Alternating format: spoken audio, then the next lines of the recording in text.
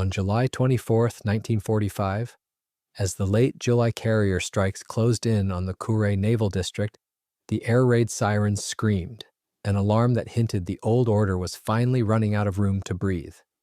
The target was the Imperial Japanese Navy battleship Hyuga. She was not a standard dreadnought.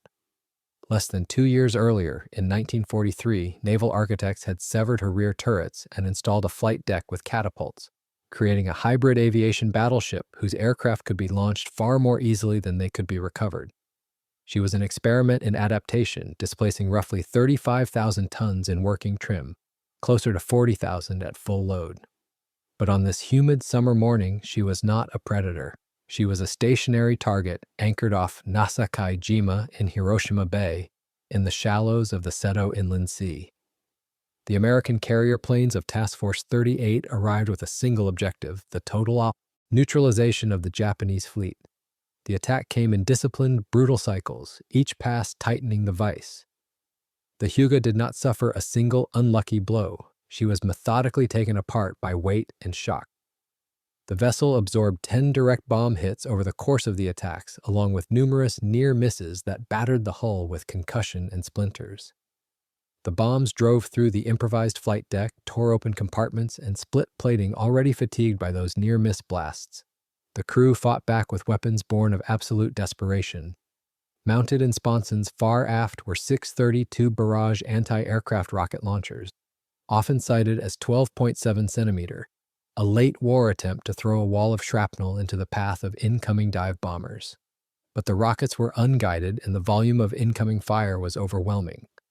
The defensive screen collapsed almost immediately. On the bridge, the command structure disintegrated. Rear Admiral Kiyoshi Kusakawa was killed during the fifth attack, when bombs struck near the bridge in quick succession, leaving the chain of command severed at the precise moment when organized damage control was the only thing that could save the ship. The survival of a floating vessel is determined by a brutal but simple mechanism known as patching efficiency. In a damage control scenario, the life of a ship is a mathematical ratio between water ingress and water egress.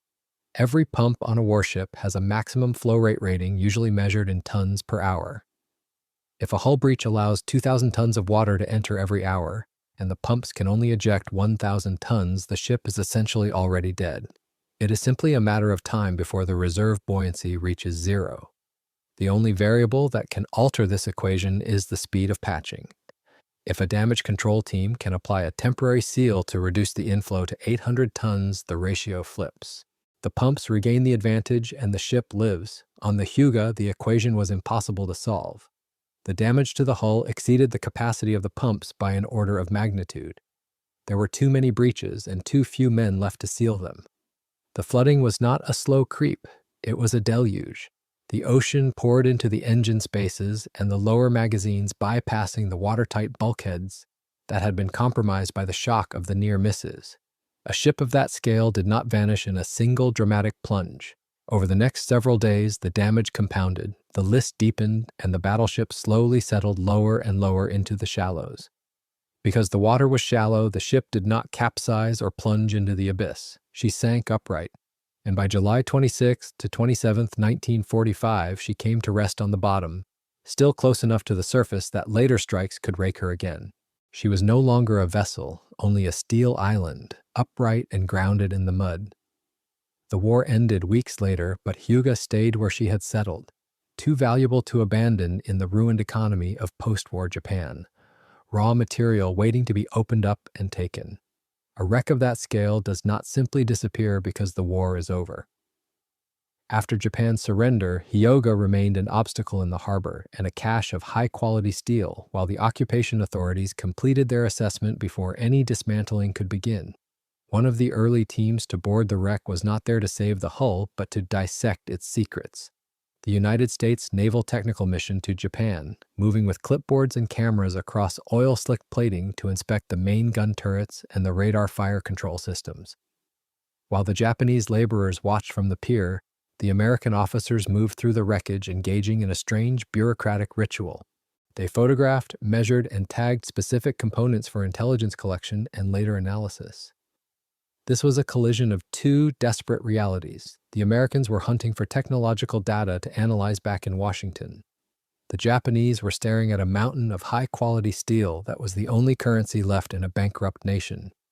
Every day the ship sat in the saltwater was a day lost for the reconstruction of Hiroshima Prefecture. Depth was the trap. Hyuga had settled in the shallows, too little water to float free, too much to sit safely. She was suspended in structural failure, and that limbo introduced a lethal physical force known as ground reaction. In a normal operating state, a ship is supported by buoyancy, which distributes the upward force of the water evenly along the entire length of the hull. The ship is designed to float. It is not designed to sit on the ground like a building. When a vessel bottoms out, the buoyancy is replaced by the localized pressure of the seabed. This is ground reaction. If the seabed is uneven, the entire weight of the ship might be resting on a single rock or a hard sandbar amidships.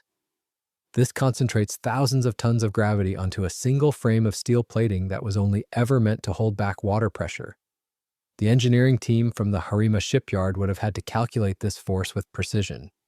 If they pumped out the water from the flooded compartments too quickly, they could reduce the internal weight of the ship. But if the hull was stuck to the bottom, the buoyancy would increase while the ship remained pinned down. In the worst case, that tug of war could crack a keel already stressed by blast and grounding. The flood had already proven how quickly improvisation runs out.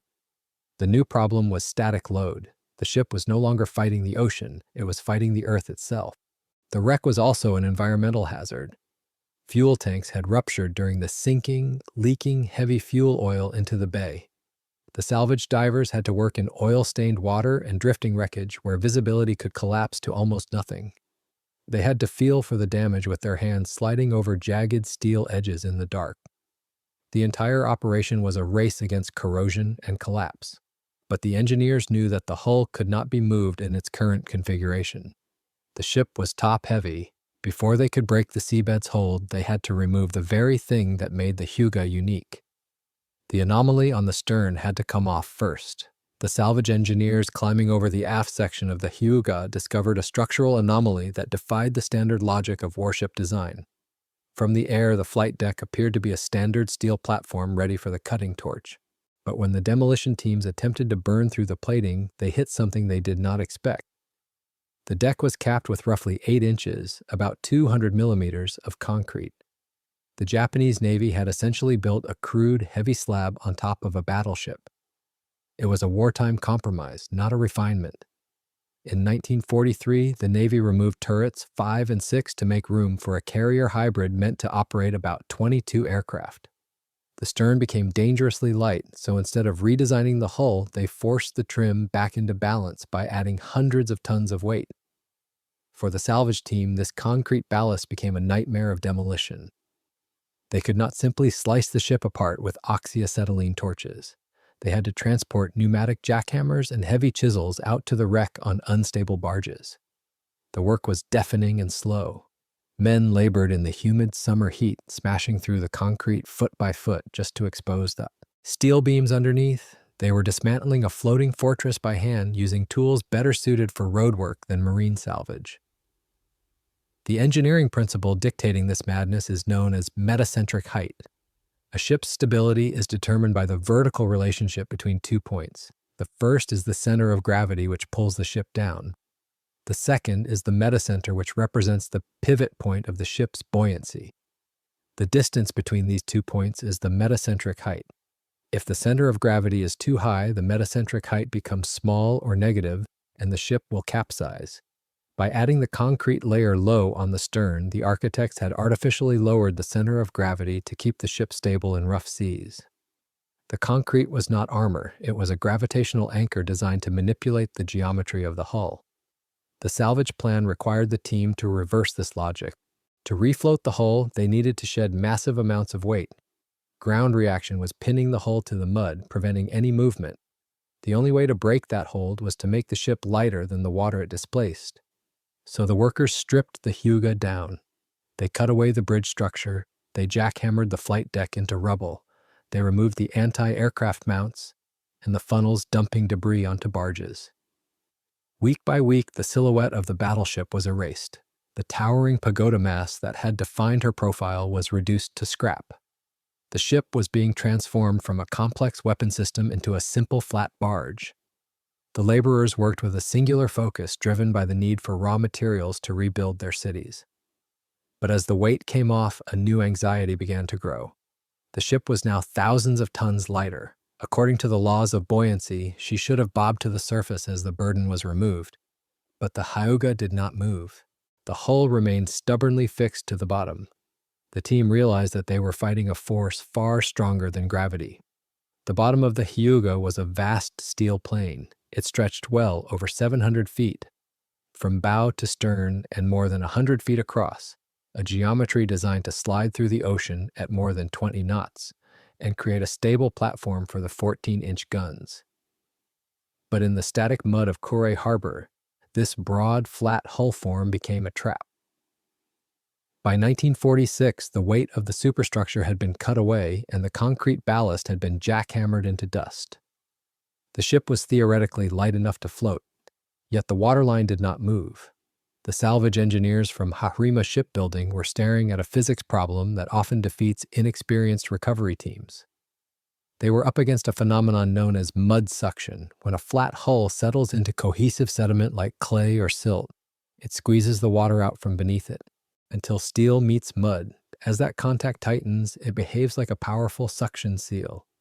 To lift the ship, you do not just have to overcome the force of gravity, you also have to overcome the adhesion of cohesive mud and the pressure difference that builds as water is squeezed from the interface. The mud acts like a giant suction cup. The force required to break this seal is called the breakout force. In salvage engineering, it can be brutally higher than weight alone would suggest, depending on the sediment and how tightly the hull has bedded in. The ocean does not want to let go.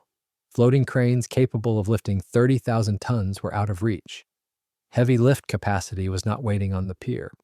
If Hyuga was going to rise, the hull itself would have to become the lifting engine. This struggle against the seabed was the final chapter in a history defined by structural trauma.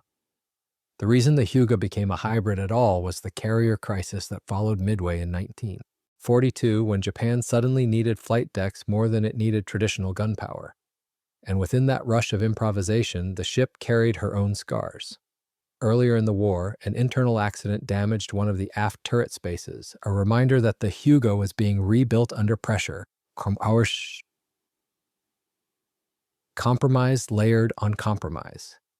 The salvage team was fighting the ghosts of that history as much as they were fighting the physics of the silt. The solution was a game of patience and pressure. The Harima engineers sealed the lower compartments using wooden plugs and cement boxes. They activated high-capacity drainage pumps to evacuate the water from the interior. They turned the hull into a buoyant bubble. As the water pumped out, the upward lift force increased. Everything depended on staying stable in that moment. If the hull broke free unevenly, she could roll and kill everyone on the salvage barges. For days, the pumps screamed, pushing the water out. The steel groaned as the buoyancy fought the suction. The workers waited for the soil to give. Then the seal snapped. The hull surged upward, breaking the surface tension and rolling slightly as she found her new equilibrium. The Hyuga was no longer a grounded hulk. She was afloat. The water churned brown with the disturbed sediment of the harbor floor. The engineers had finally pried the hull loose from the harbor floor, but the ship was now floating on a cushion of air and questionable patch jobs. She was leaking from 100 different wounds, and the safety of the dry dock was miles away across the harbor. In early July 1946, the salvage operation shifted from a battle against the ocean to a battle against time. The clearance of Kure Harbor was dictated by the urgency of the occupation authorities. Every day a dry dock was tied up by a dead battleship was a day it could not be used to repair the merchant fleet required to feed the nation.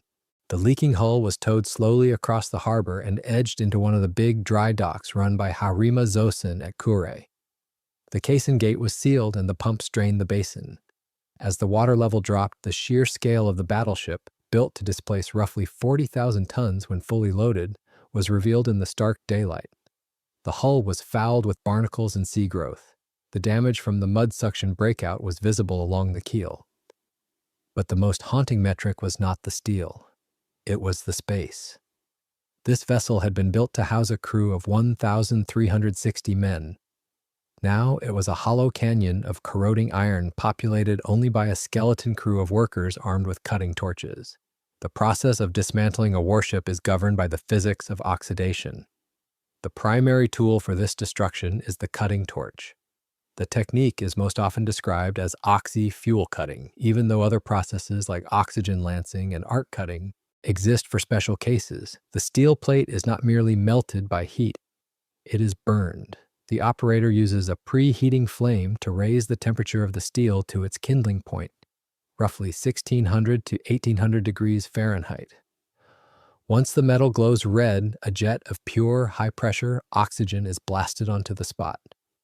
This oxygen stream triggers a violent exothermic reaction. The iron in the steel oxidizes instantly, turning into molten slag. The physical force of the oxygen jet blows the liquid slag out of the cut, creating a clean separation. It is a precise method of surgery that uses the metal's own chemistry to destroy it. A skilled cutter can slice through battleship armor plate, 10 to 12 inches thick in places, as if it were timber. But in 1946, the Harima shipyard was operating amid severe shortages of industrial gases. The supply of oxygen and fuel gas was thin in the devastated post-war economy. The salvage teams could not afford to waste fuel. They were forced to ration their cuts. Instead of slicing the ship into convenient small sections, they had to drop massive blocks of the hull onto the dry dock floor and break them apart using mechanical shears and gravity. This shortage made the work exceptionally dangerous. The ship was still soaked in the heavy fuel oil that had leaked during the sinking. The workers were cutting into compartments that were essentially fuel vapors waiting for a spark. They were stripping a bomb with fire, yet the work proceeded with a relentless industrial rhythm. Day by night, the sparks cascaded down the sides of the hull. The bow section was consumed, first followed by the midships machinery spaces. That sovereign territory was being converted into piles of scrap metal. The muddy water of the harbor had failed to claim the ship permanently. The seabed's pressure had not finished her keel. What did finish her was slow, methodical work with fire and oxygen.